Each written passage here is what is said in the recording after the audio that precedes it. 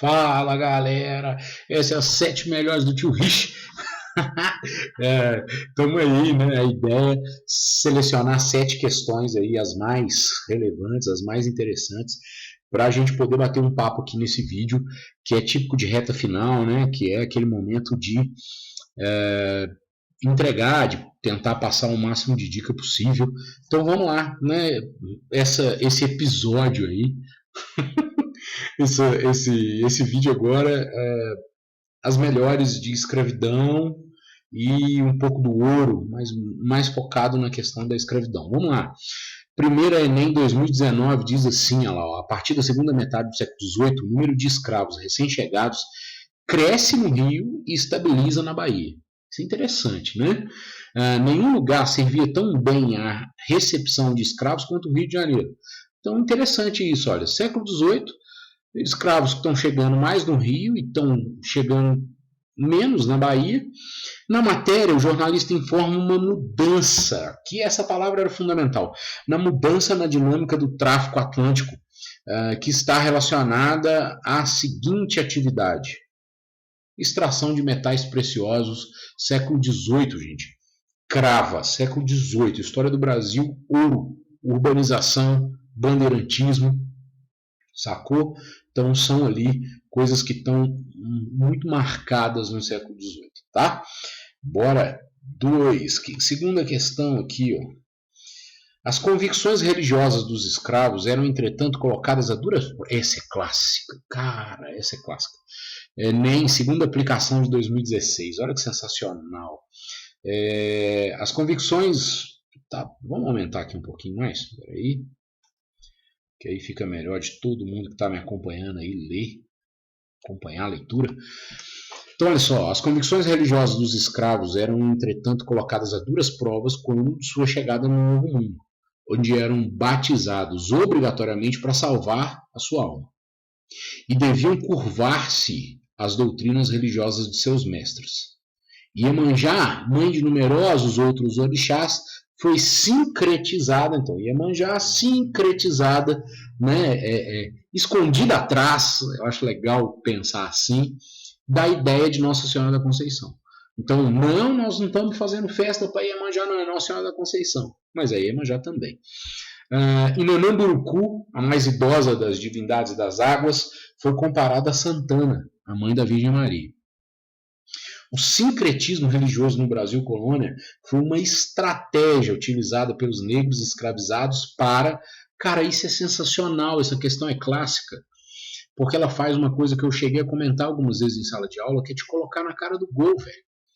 Né? A ideia aqui é você recebeu uma aula de sincretismo, né, no texto,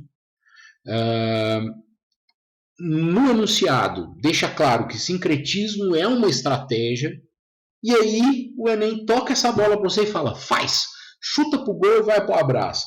Então, o sincretismo é uma estratégia de preservar as crenças e suas relações com o sagrado. O sincretismo, gente, é uma estratégia de resistência. Beleza?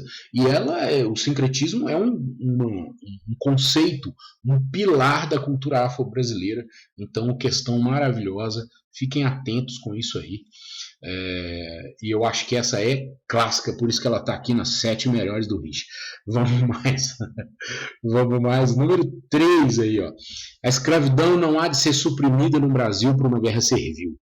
Uma pena, né? Eu acho que podia, mas enfim, tô meio jonga hoje, não vou falar muito sobre, não. Muito menos por insurreições ou atentados locais.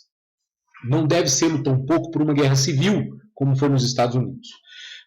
Ela poderia desaparecer talvez depois de uma revolução, como aconteceu na França, sendo essa revolução obra exclusiva da população livre. Não foi bem assim que aconteceu na França, né, Joaquim Nabuco? Mas eu estou te entendendo.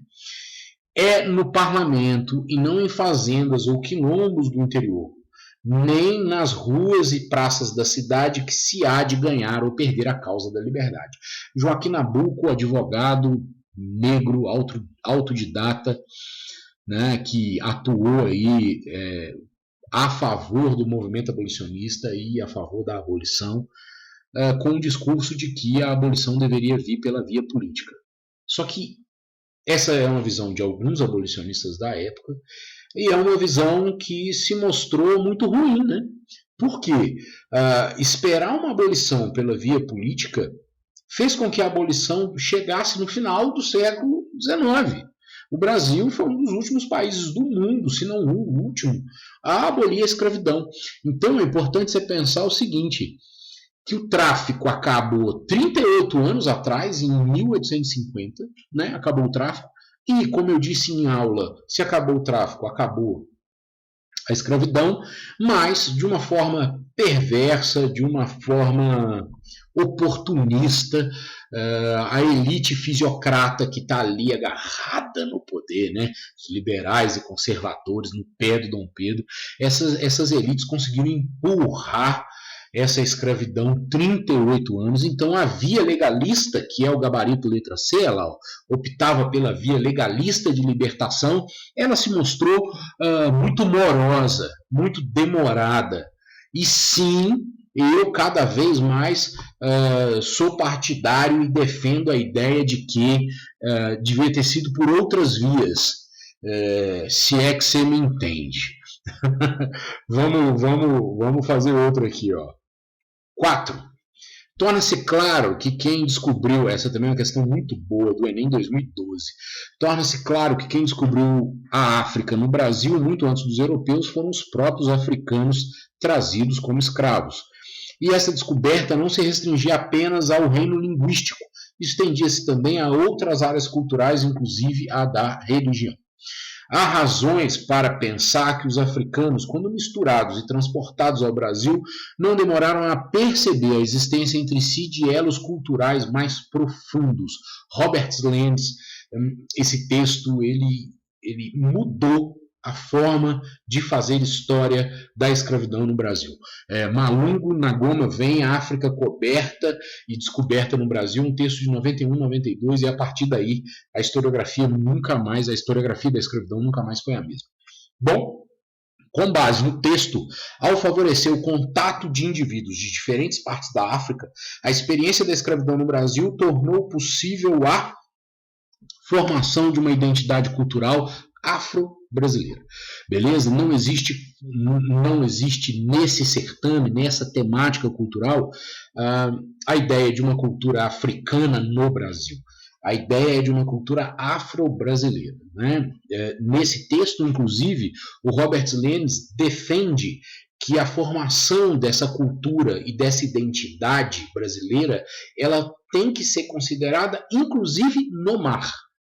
Né, a coisa do trajeto nos navios negreiros, nos tumbeiros, esse trajeto ele já é um trajeto dessas fusões, porque os escravos, né, esses africanos escravizados, eles eram embarcados dos mais diferentes pontos do continente e já na viagem o caldo cultural, a fusão cultural já começou, né, já começava a ser feita.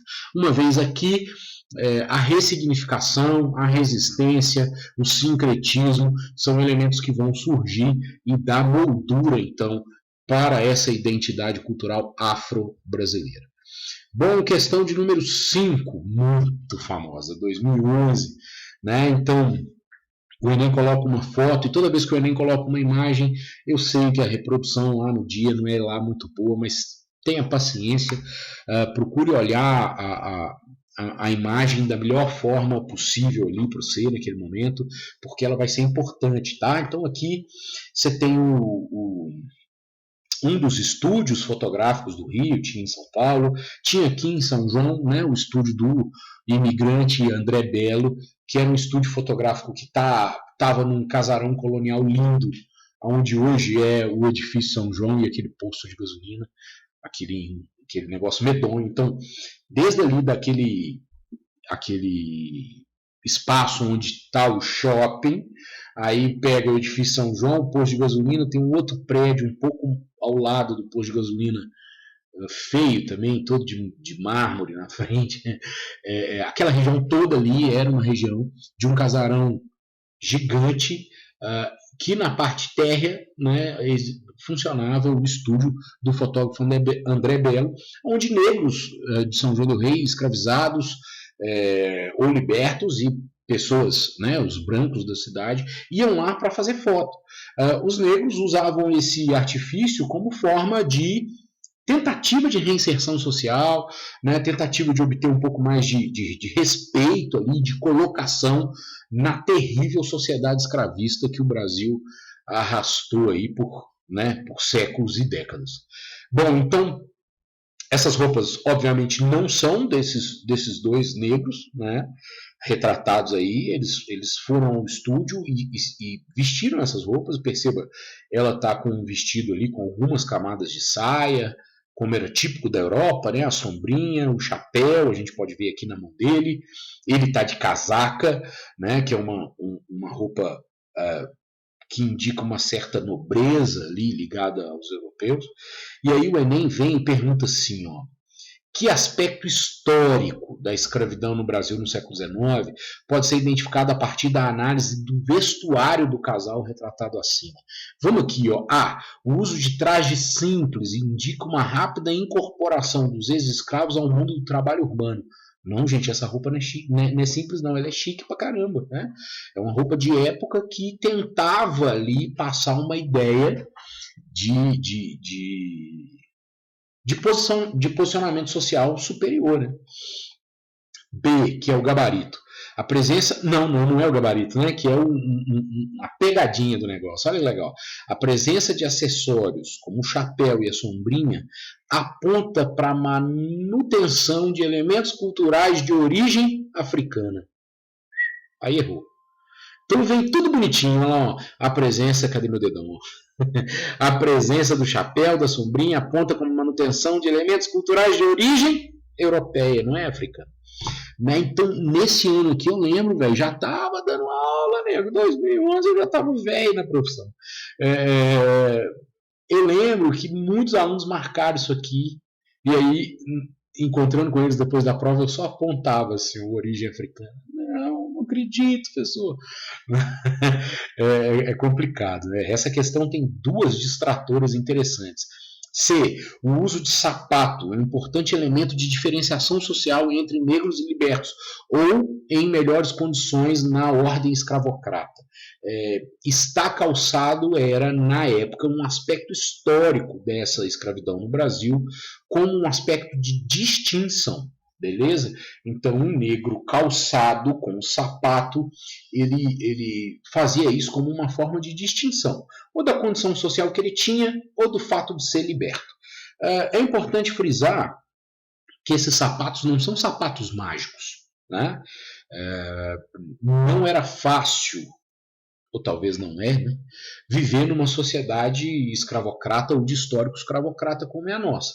Mas uma vez liberto, ou se tivesse condição social, esse negro corria para conseguir comprar um sapato, para a partir daí tentar ter uma visão social um pouco menos terrível contra ele. Né?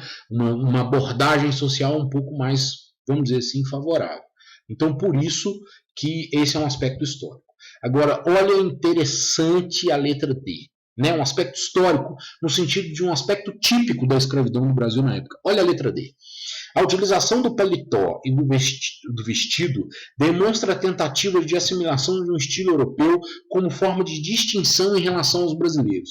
Cara, isso está parcialmente certo. Sim, a roupa que eles estão usando é de estilo europeu. Sim, ela mostra um aspecto, uma tentativa de assimilação. Né? Mas o que é importante deixar claro: negros, escravos e libertos no Brasil não viviam para assimilar estilo europeu. Beleza? Então isso não é um aspecto típico, historicamente típico da escravidão no Brasil. Por isso que essa não é o gabarito, meu povo. Tudo bem? Por isso que isso não é o gabarito. Tá? Então o gabarito é a letra A. C, né? O uso de sapato como importante elemento de distinção social. Na letra E, a adoção de roupas próprias do trabalho doméstico. Com certeza não, né, gente? Ninguém ia trabalhar assim. Vamos lá para 6. Nossa, 6 é muito legal, é uma questão famosa, né? Virou muita piada em 2012, eu acho, né? 2010. Virou muita piada, assim, o Enem tá me ensinando a fazer tropeiro e tal, que é uma questão sobre o tropeiro, que fala sobre a comida desses tropeiros, né? Que depois virou o nome, né? O feijão tropeiro.